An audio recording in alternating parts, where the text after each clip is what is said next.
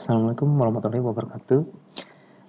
Baiklah, kita akan lanjutkan materi kita di dasar pemrograman. Jadi kali ini kita akan membahas mengenai operator logika AND, kemudian operator logika OR. Jadi sebelumnya kita sudah pernah mempelajari mengenai operator pembanding ya, di if. Nah, untuk banyak kondisi ya, itu kita bisa tambahkan operator logika AND atau logika OR. Nah, AND ini jadi dia akan membandingkan lagi kondisi yang pertama dengan kondisi yang lainnya. Nah, misalnya contohnya ini polanya bisa kita lihat di sini. Nah, ini ya, bentuk dari penggunaan logika AND. Dimana untuk if-nya ya masih sama ya.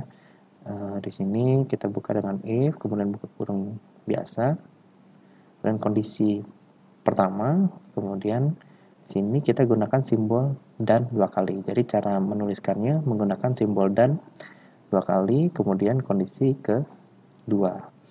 Nah, kalau logika AND ini ya, prinsipnya adalah jika salah satu bernilai salah, maka hasilnya adalah salah.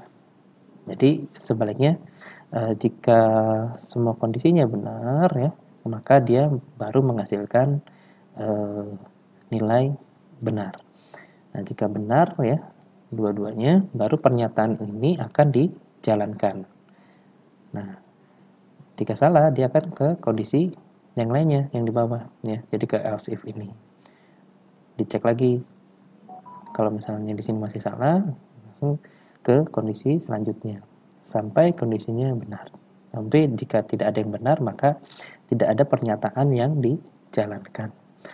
Oke, kita langsung saja ke contoh kasus. Jadi untuk contoh kasusnya ini kita akan membuat program ya yang dapat menentukan golongan berdasarkan umur atau usia. Jadi pada saat nanti kita masukkan angka 3 ya atau 3 tahun, maka nanti dia akan muncul tergolong balita. Oke, kita coba buat dulu, nanti akan saya jelaskan ya pola kerjanya.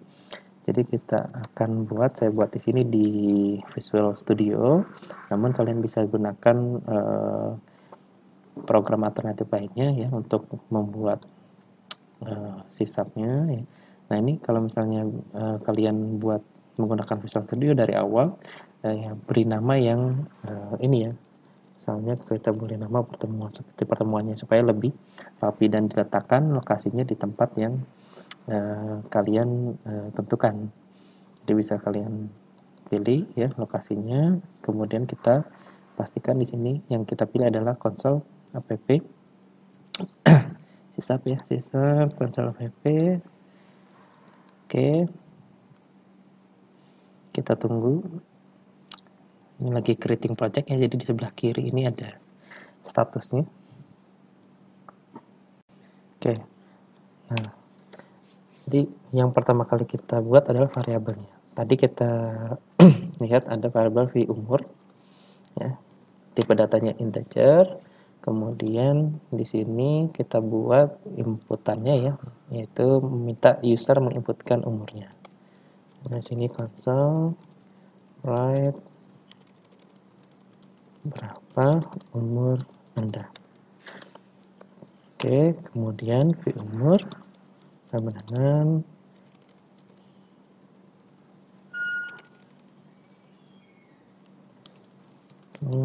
konsol readline. Oke, nah setelah kita dapatkan umurnya, selanjutnya kita akan gunakan logika AND ini ya di dalam if-nya. Jadi yang pertama kita tentukan untuk golongan balita, berarti v umur lebih besar sama dengan 0 dan v umur lebih kecil dari sama dengan 5. Oke, Kemudian dia akan menampilkan bahwa Anda tergolong balita.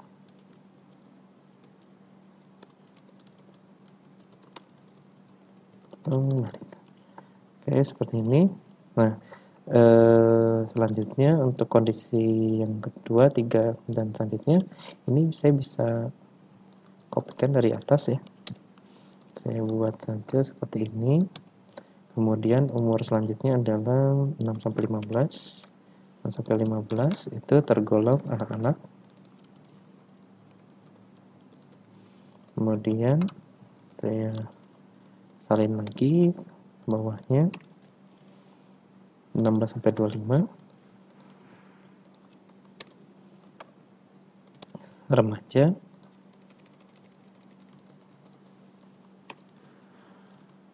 Kemudian 26-40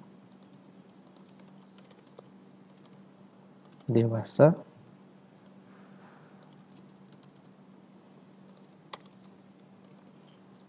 41-100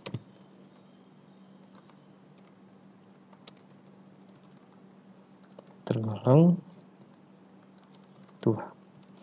Oke, selain itu ya, kita buat di sini console right. Buat tanda tanya ya, ini bisa jadi umur yang diinputkan minus atau lebih dari 100. Nah, kita coba buat aja sampai 100 dulu ya. Karena kan tentang umur manusia ini kebanyakan sampai sini, cuman ya ini hanya contoh penggolongannya saja. Oke, ini sudah selesai. Kalau di Visual Studio itu kita tambahkan console read key di bawah. Oke, nah setelah kita buat rentangnya, kita coba jalankan programnya. Jadi untuk memastikan program ini berjalan dengan baik, kita tes ya, kita tes dengan beberapa angka.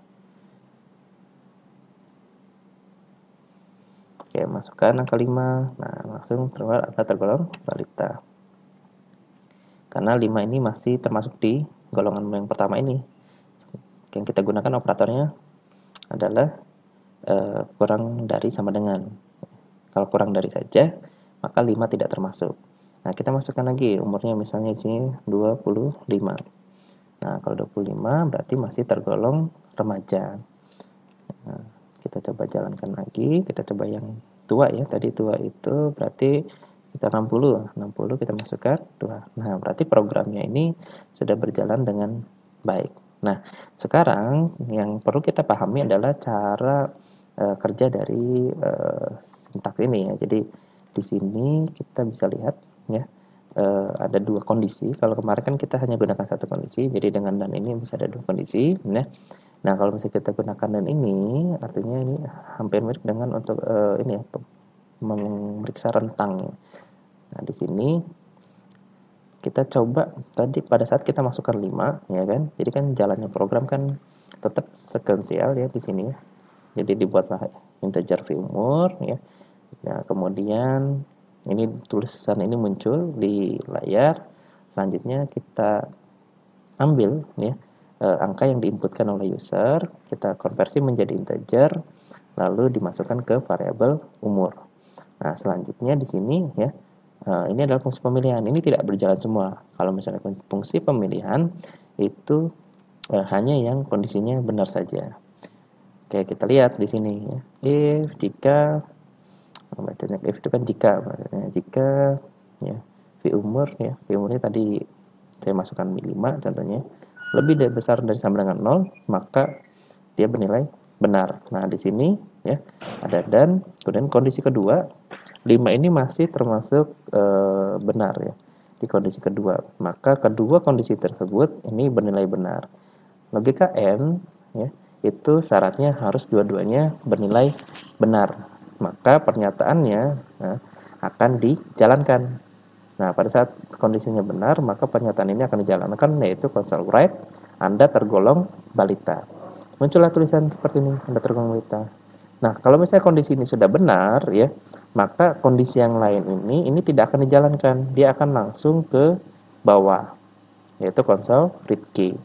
Jadi programnya akan ditahan dulu sampai kita klik spasi atau klik enter di keyboardnya, baru programnya tutup.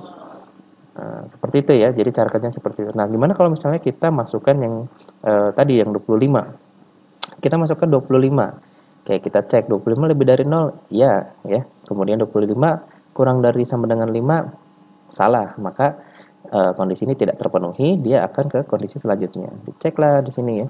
25 lebih dari 6, kondisinya benar. Kemudian 25 kurang dari sama dengan 15, kondisinya adalah salah. Maka kondisi ini pun akan di skip ya, dilewati. Lanjut ke kondisi yang ketiga, yaitu 25 di sini lebih dari sama dengan 16. Nah, ini nilai benar, dan 25 kurang dari sama dengan 25 itu juga bernilai benar. Maka kondisi ketiga ini terpenuhi. Jika terpenuhi, ya, pernyataannya ini akan dijalankan. Sintak yang di dalam kurung ini ya, ini akan dijalankan. Sehingga muncullah Anda tergolong remaja. Nah, itu untuk operator logika AND. Nah, ini akan dijalankan enggak? Ya, kalau kita menggunakan else if, maka pada saat kondisi ini benar, ini tidak akan dijalankan lagi. Oke. Nah, kapan yang tanda tanya ini akan keluar? Ketika kita memasukkan angka ya, misalnya di atas 100, atau yang kita masukkan angkanya itu minus. Nah, itu untuk yang logika N. Oke, kita lanjut lagi. Nah, untuk logika OR ya. Nah, itu cuma diganti saja simbolnya. Cuma diganti simbolnya di sini menggunakan simbol atau ya yang ada biasanya ada di atas enter. Kalian bisa cari di keyboardnya, biasanya ada di enter, gunakan shift ya. Kemudian kalian buat simbolnya 2 kali ya. Kemudian untuk polanya ini masih mirip. Polanya masih mirip dengan yang logika N tadi. Ini contoh programnya ya. Nah, kalian coba di rumah buat program ya. Di sini ada soalnya. Jadi saya ingin program itu pada saat saya masukkan nilai huruf ya, nanti akan keluar predikat atau keterangannya. Nah, tapi di sini kita tambahkan atau ya nilai hurufnya A besar atau A kecil. Jadi dimasukkan huruf A besar, dia akan muncul sangat baik. Kemudian dimasukkan logika A kecil ya, dimasukkan inputan A kecil, maka muncul sangat baik juga. Nah, ini dibaca soalnya, kemudian kalian buat program. Oke, kita lanjut lagi ke contoh kasus berikutnya. Jadi di sini kita akan membuat program menginputkan data mahasiswa ya dan nilainya. Kemudian nanti dia bisa menginputkan secara terus-menerus ya. Jadi bisa diulang lagi tergantung nanti pada saat kita menjawab pertanyaan ya. Jika kita ingin menginput lagi, maka nanti kita bisa pilih. Oke, kita buat project baru. Jadi kita akan buat program yang tadi kita lihat codingnya. Nah, di sini kita beri nama saja pertemuan 12 strip 2. Ini dari program kedua. Kita pilih console F ya, kemudian klik OK.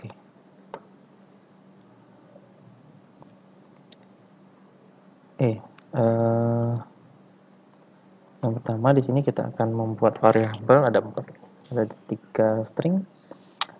Ini nama, tanya, dan nilai. String ini nama, nilai, tanya. Kemudian intinya nilai. Nah, untuk deklarasi variabelnya sudah kita buat. Selanjutnya kita buat judul programnya. Ya, console write line ini kalau di Visual Studio kalian bisa mengetikkan C dan W, kemudian kita tab 2 kali. Nah, ini akan otomatis membentuk sintak console write line. Kemudian kita ketik di sini input data mahasiswa,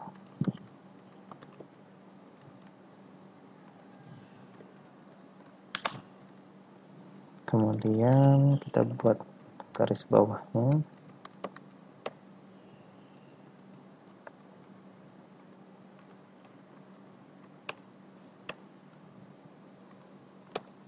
Oke, selanjutnya kita buat di sini untuk input name ya, right name, kemudian name sama dengan console readline, kemudian console write nama,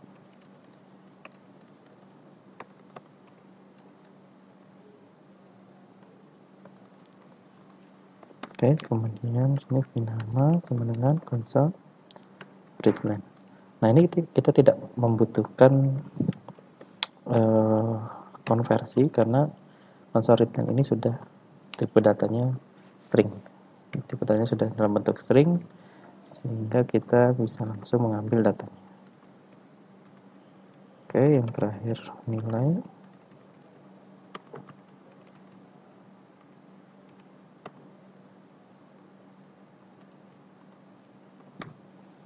Nilai. Nah, karena nilai ini integer, maka kita tambahkan int parser console readline.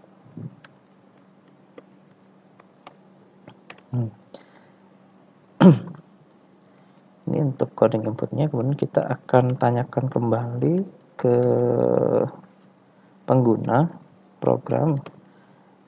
Di sini kita akan buat pertanyaan apakah ingin input lagi.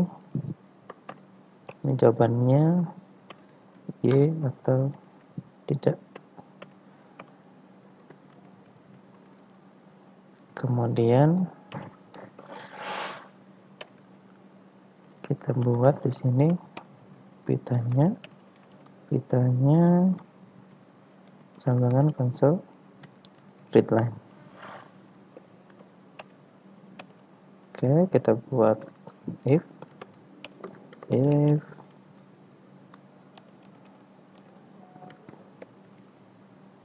pitanya sama dengan Y besar atau pitanya sama dengan Y kecil. Nah, jika diketik Y, dia akan kembali ke atas ya. Jadi kita buat di sini, kita buat atas saja. Kemudian kita tambahkan tujuannya ya. Jadi di sini kan go to ini artinya kita pergi ke atas ya. Nah, nanti dia akan mengulang kembali sintaks ini. Selain itu, sini console write selesai. Oke, ini selesai jika dia tidak memilih atau tidak mengetikkan Y, huruf Y. Mau Y kecil atau Y besar ya. Nah, jika tidak mengetikkan huruf Y, maka dia selesai dan programnya akan ditutup. Oke, kita coba jalankan ya.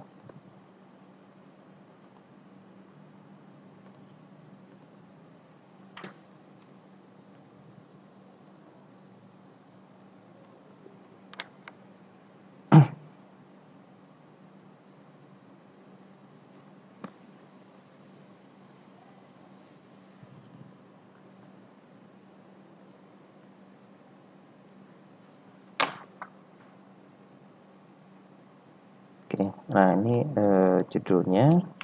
Kemudian di sini kita masukkan name-nya ya. Ini contoh saja. Kemudian misalnya kita buat namanya di sini Agus. Nilainya 80. Kita enter. Nah, di sini ada pertanyaan, apakah ingin diinput lagi? Nah, jika kita tekan Y, kemudian kita enter ya. Nah, dia akan menampilkan inputan untuk NIM lagi.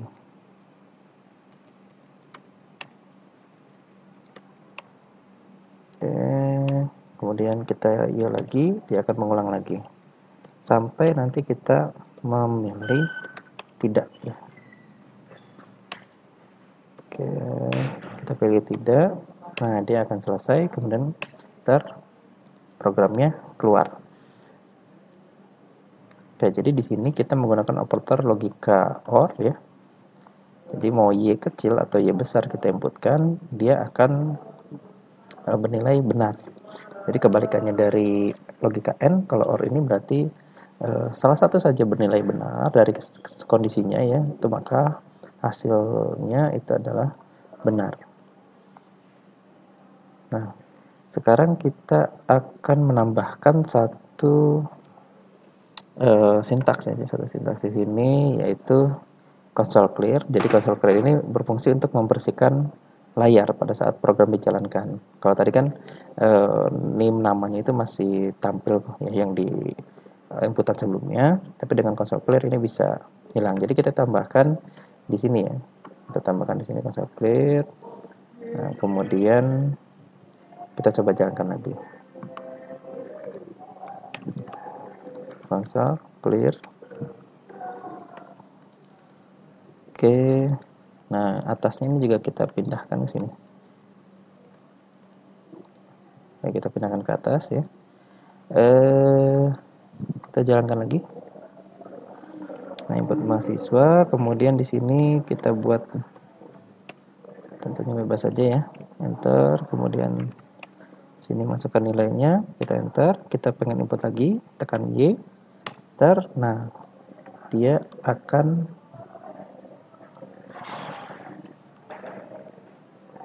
Oke, jadi kita coba inputkan lagi di sini NIM-nya. Coba tes di sini, masukkan nilai 10, kemudian kita ketik huruf Y, kita enter, dia akan mengulang kembali ya, dan inputan yang sebelumnya itu hilang ya, teksnya hilang. Oke, kita inputkan lagi. Nah, jadi ini tidak akan berhenti sampai kita memilih tidak. Tidak selesai baru close. Oke, jadi sini ada dua sintaks yang baru, go to ya. Kemudian ini bukan titik koma ya, tapi ini titik 2 atasnya. Jadi ini adalah tujuannya. Ini go to ke tujuannya ke sini. Kemudian console clear ini untuk menghapus semua teks yang ada pada program. Oke, jadi ini untuk sintaksisnya. Nah, sekarang kita masuk ke penggunaan switch case. Nah, kalau misalnya sebelumnya kita gunakan if ya.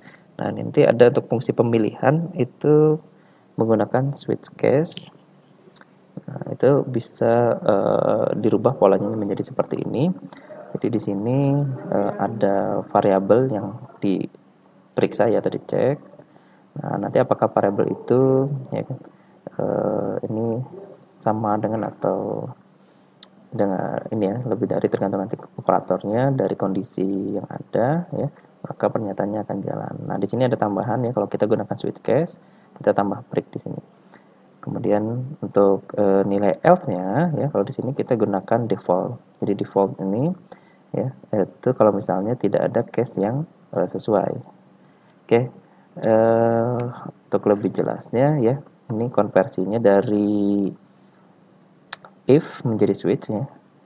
Jadi kemarin kita buat program untuk mengubah angka menjadi nama hari.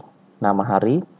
Nah, di sini kita ubah if-nya yang tadi kita buat satu persatu. Jadi dengan menggunakan switch ini kita bisa buat variabelnya di dalam parameter switch. Kemudian di sini ya, case 1 artinya jika diinputkan angka 1 di sini, maka yang akan berjalan adalah perintah yang di bawahnya ya, console write Senin. Kemudian kita wajib juga menambahkan break di sini ya, supaya dia berhenti ya untuk switch-nya ini. kita tambahkan break. Kemudian untuk case 2 ya untuk Selasa, dan case 3 untuk Rabu. Nah, ini contoh penulisannya. Oke. Jadi dengan switch ini kita tidak perlu lagi membuat variabel A-nya secara berulang ya di setiap kondisi. Jadi bisa kita pindahkan ke dalam parameter switch-nya. Nah, ini contoh penggunaan switch ya. Penggunaan switch lagi untuk yang kasus yang kalian kerjakan di latihan tadi. Jadi kalau misalnya dia menginputkan huruf A besar ya, atau A kecil, maka yang akan muncul adalah sangat baik. Jika B besar atau B kecil ya, maka muncul baik. Nah, ini bisa dikonversi menjadi switch. Oke, kapan kita harus menggunakan switch, kapan kita menggunakan if, itu tergantung dari case-nya ya, tergantung dari case-nya. Jadi ada yang memang sesuai ya dengan karakter untuk switch ini ya kan. Kalau misalnya percabangannya dia hanya membandingkan dengan satu variabel, tapi kalau misalnya kita memiliki kondisi dengan banyak variabel, tentunya ini menjadi lebih sulit ya untuk menggunakan switch. Jadi sebaiknya menggunakan if. Nah, jadi switch case ini merupakan salah satu bentuk percabangan juga ya, fungsi pemilihan. Ya, kalau misalnya pilihannya juga jumlahnya banyak gitu, dan tidak dianjurkan pada pilihan yang melibatkan jangkauan ya, seperti rank. Nah, jadi untuk yang tadi seperti contohnya menentukan golongan itu untuk menggunakan switch itu tidak dianjurkan, atau yang kondisinya memiliki variabel yang cukup banyak ya. Jadi kita tidak bisa menggunakan switch. Jadi kita lebih baik menggunakan if saja. Oke. Untuk pertemuan kali ini saya rasa cukup ya. Jadi kalian bisa coba, tadi ada beberapa latihan, kalian coba di rumah ya, itu tidak perlu dikumpul. Nanti kalian pelajari penggunaannya. Tadi latihan yang pertama itu yang ini ya, nilai huruf tadi ya. Nah, kalian gunakan if dengan operator logika OR. Dan coba di rumah menggunakan Visual Studio atau juga bisa menggunakan .NET Fiddle. Nah, tadi ada beberapa case juga, coba kalian buat di Visual Studio atau di .NET Fiddle ya. Oke, terima kasih. Selamat belajar. Assalamualaikum warahmatullahi wabarakatuh.